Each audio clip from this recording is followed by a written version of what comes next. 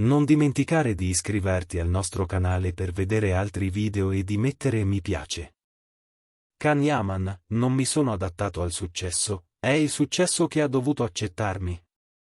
Dicono che il successo cambia le persone. Ma se invece fosse la persona a trasformare il successo?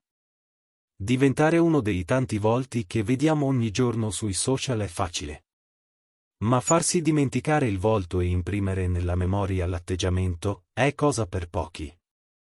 Can Yaman si distingue proprio qui. E allora vi facciamo una domanda. Per raggiungere il successo bisogna cambiare forma? O si può avere successo anche restando se stessi? Mentre leggete queste righe, pensate al vostro percorso. Forse anche voi, per anni, avete cercato di entrare nei modelli imposti da altri. Ma ora, potrebbe essere arrivato il momento di rompere quegli schemi? Aspettiamo le vostre risposte nei commenti. A volte rompere gli schemi inizia con una missione a se stessi.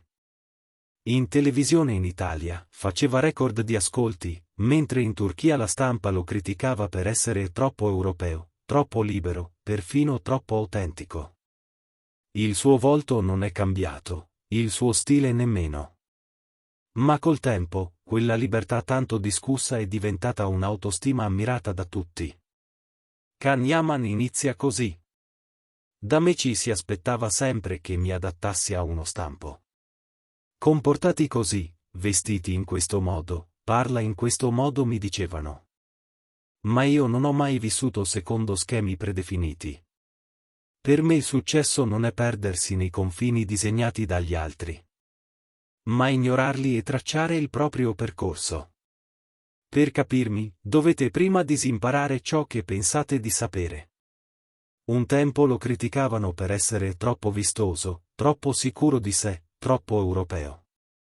Ma lui non ha mai accettato di essere meno di se stesso. Perché ai suoi occhi, tutto ciò che viene considerato troppo è in realtà la forma autentica di chi resta fedele alla propria essenza. Non sono mai entrato in uno stampo. Mi volevano più sobrio, più silenzioso, più accomodante. Ma io non potevo rinunciare a me stesso per il comfort degli altri. Né il mio abbigliamento, né il mio modo di parlare. Nulla si è mai adattato alle aspettative altrui. Perché io non sono uno stampo, sono un atteggiamento. Col tempo, ogni sua caratteristica considerata eccessiva è diventata qualcosa di ammirato. Uno stile una volta emarginato, oggi lo ha reso uno degli iconi più commentati sui red carpet europei. Cosa è cambiato allora? Perché le persone hanno cominciato a vederlo in modo diverso? Io non sono cambiato. Sono sempre stato nello stesso posto. Non è cambiata la mia direzione. Sono cambiate le prospettive con cui gli altri mi guardavano. All'inizio il mondo mi ha frainteso. Poi ha pensato di avermi capito, e mi ha criticato.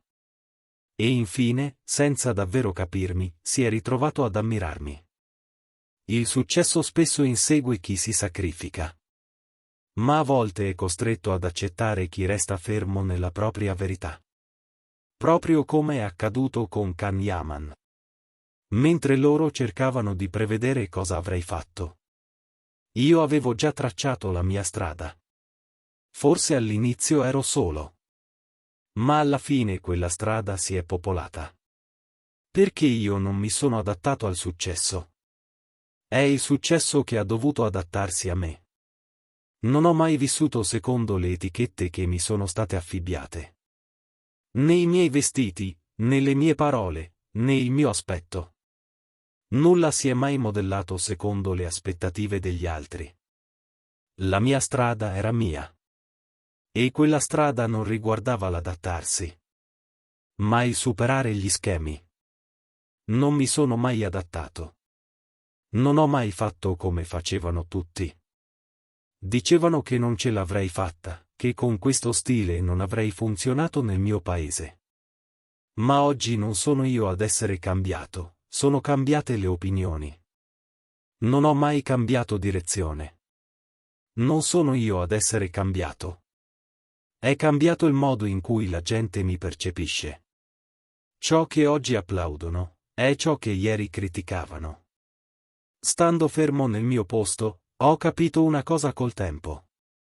Io non sono cambiato, è il mondo che si è girato verso di me.